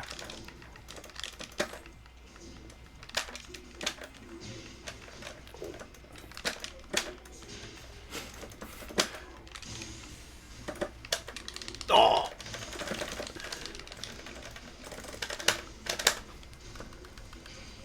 But has anyone ever? You fucking put a thumbs up. Has anyone ever disrespected your brand though? Yeah, I've had people. We don't talk about them. They're, you know, I don't know. I always think it's funny. I think it's just weird, you know, like to be able to like want to do that kind of thing, you know, like just focus on yourself, dog. Yeah. Oh, we going downstairs, boys. Look at this combo, everybody. Look at this. Look at this. There goes like half my life. There you go.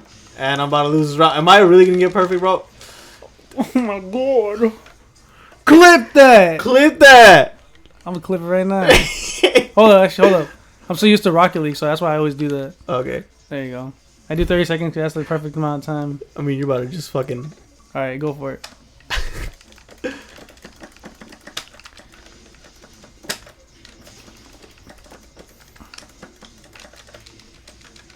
Alright.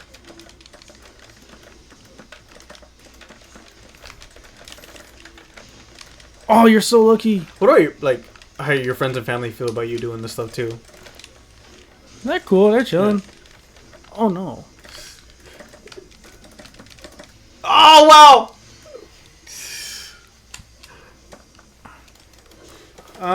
Yeah, I mean, they're supportive of it. Mm-hmm. Some of them cop, which is good, you know, I appreciate them. Damn, bro, I destroyed you, bro. You got destroyed. He's looking at that replay right now. Fucking. Hey, man. You know how it be, bro. Hey, today, let's not forget, today is his 19th episode of the podcast. And today is January 19th, and I own 19. I have a new clothing. And I am also 19 years old. I'm just playing. This man literally mentioned about that, though. He was like, yo, can I be in 19th episode? I'm like, yeah, fuck it. I was like, I don't care, because I was planning on a break anyways. Like, I wanted to go on a hiatus just to fix some things and see what happens. Because, like, I don't know, I just had, like, a feeling of, like, shit was going to go down, and shit did happen, like my brother. Illuminati. Bro, we haven't talked about Illuminati in a minute. We haven't talked about any conspiracy theories. I destroyed you right there. Oh, my God. Y'all hear any updates about Jeffrey Epstein? I think I saw it on Twitter. But, like, basically, like, it was... We already knew, like, it was already debunked, you know? Like, how he didn't kill himself, because... Or, yeah, he didn't kill himself. Someone else did it. And it's dumb, because the government's still like, oh, no, like, you know, he killed himself. Oh, no. You know? But then again, like, I kind of hate woke Twitter sometimes when it comes to that shit. Because they get... Well, Twitter's just annoying, though. But I'm also Twitter's hard to really know what's right, what's wrong. Yeah. Or what's real, what's right. Or, how'd that happen? Yo, actually, there's something I've been seeing on Twitter a lot. Was the Kent State girl. Have you seen that? That girl, where she dookied herself? She do, bro. Oh my god. Try to read my mind with an even eye. We should see the grave. Where Stevie blind. What? Nah, but that shit is hilarious. Cause like Twitter don't give a fuck though. Like Twitter really don't give a fuck sometimes. Yeah, they don't.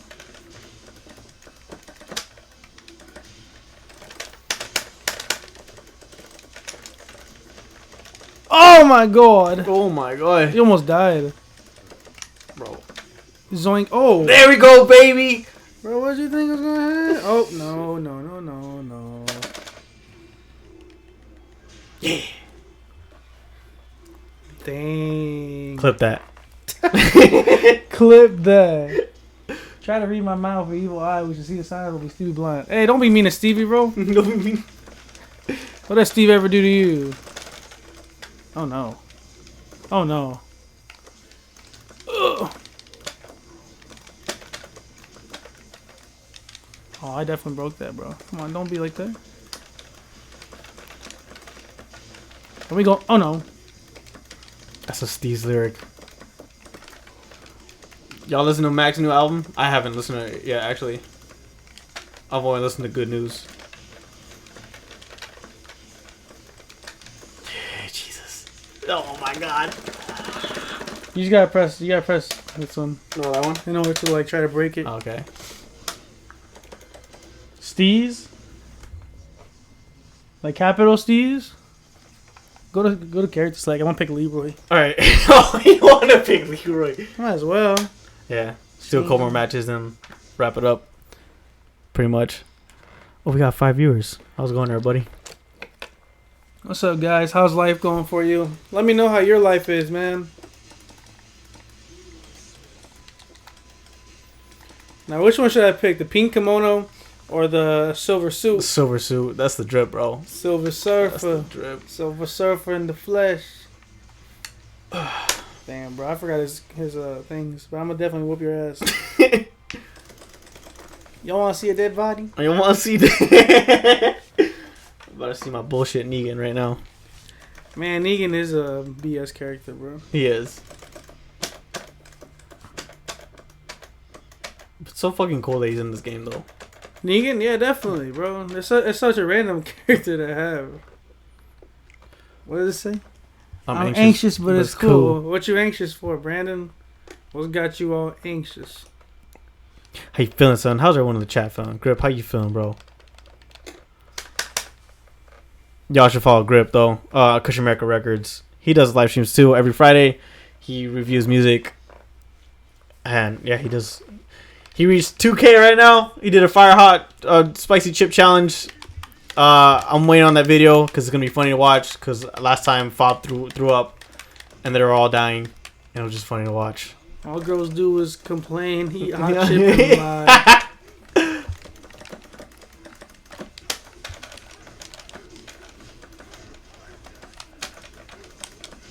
Oh no. Oh no, just parry my shit, bro. Oh, I totally forgot about that. I feel anxious before a huge change. I used to be like that, actually. Just like, you know, just be like, oh fuck, things are crazy. But not really. Change is a good thing though. Like, at least it's something different. Because when you think about it, you don't want to be the same fucking person every day. You're like, I don't know, because I always see the imperfections in me, and I'm like, I want to change this. Oh wow, wow, that fucking parry, I hate it. Lol, I'm nervous about the spicy chip. I lost control of myself. What? Like, you see demons or some shit, bro? What happened?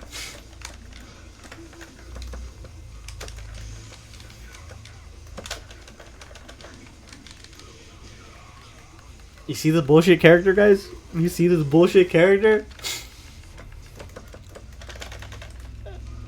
Wow. You would have died. Or you wouldn't have died, but you would have definitely got hurt.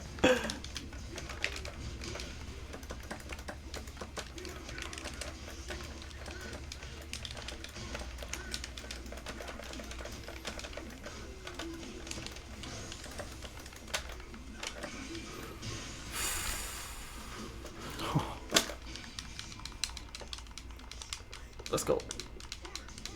Yeah! You were so close to death. I know.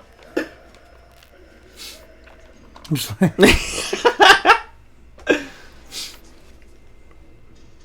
If y'all don't know, Daniel's also selling his PS4. Rest in peace. Rest in peace, PS4.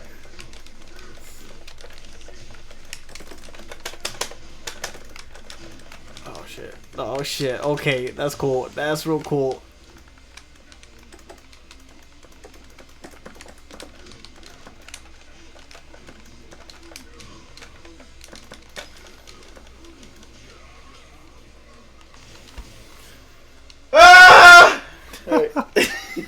Look at the dog.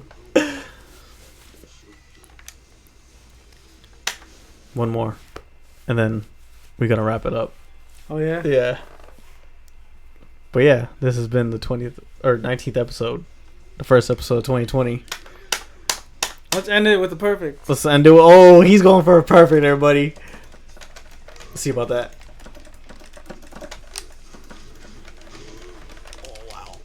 Oh, no. No, perfect. Not this round.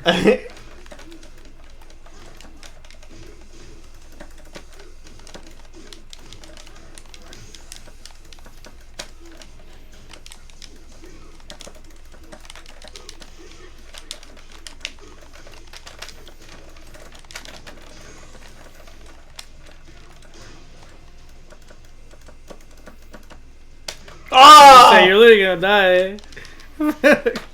Bruh.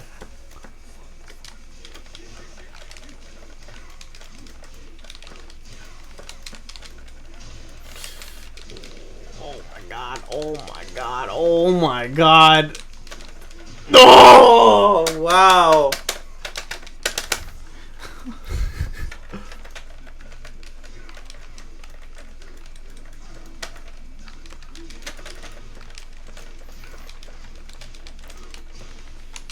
Where are some places y'all would like to travel? I've always said Japan, for sure. Like waterfall places too. I don't know. Like I haven't been to Sedona. I've been meaning to go to campus to Sedona. New York. I would definitely go to New York. Maybe even live there too. But then again, that's whole expensive shit. What was the question? Where do you want to live, or where would you like to travel? I want to go to South Korea, Japan, New York. New York. Fucking Jersey. Nah, where else would I like to go? Alright, everybody. Germany. Alright, Yeah. everybody. We can. Yeah, I'm like stop the streamer here. Hold on. My bad. It's been a minute, guys. I'm kind of rusty from the podcast, but no, we can. Oh, okay, we're still going.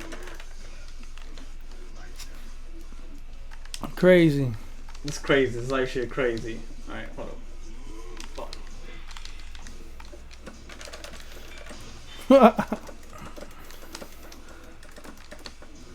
Japan is another realm of pure benevolence. I don't know what that word means. I really don't. I need to get back into college. I need to educate myself again. I fucking hate the parries, bro.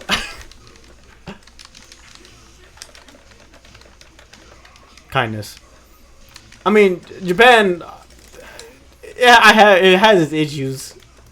Honestly, they're kind of more pedophilic out of any other countries.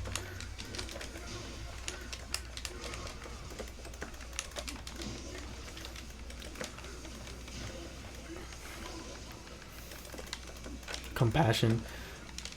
All right, thank you for educating me though, Brandon. But yeah, like Japan. I like Japan because of anime, but also like I don't know. There's a lot of pedophilia shit that goes on if you don't know about it.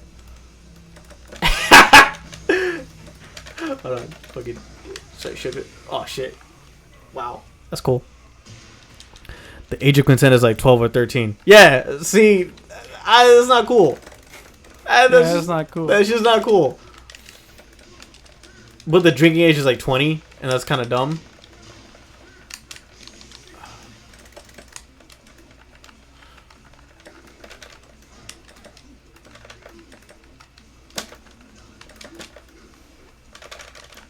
Yeah.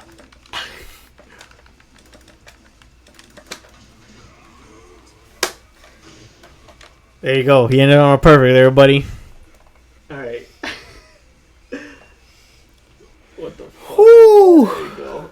I did it. That's what you Hey, do. we got the. You know, we had to get the perfect once or twice. You know?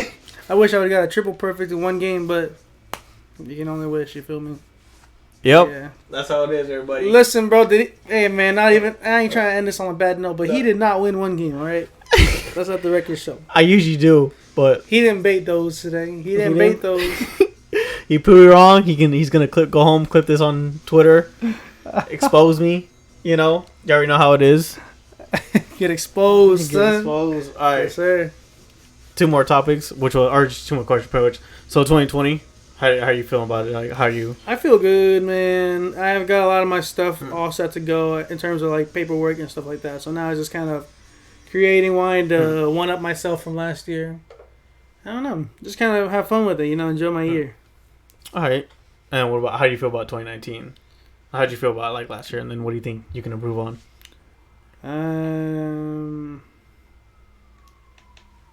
I guess I don't know, be myself more often. Kind of.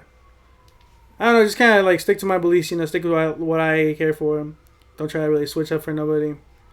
Or I mean, just don't switch up really. Just kind of be genuine about everything. Be more focused, more determined. It's pretty much it. I'm just like I was saying a second ago. Just have more fun with it. Just enjoy myself. Gotcha. Because this ain't that serious. Facts. But I don't know. It's always good to strive for more things. Definitely. Yeah. Of course. But again, everybody, this has been my guest, Daniel Estela, the founder of 19th Ave Clothing.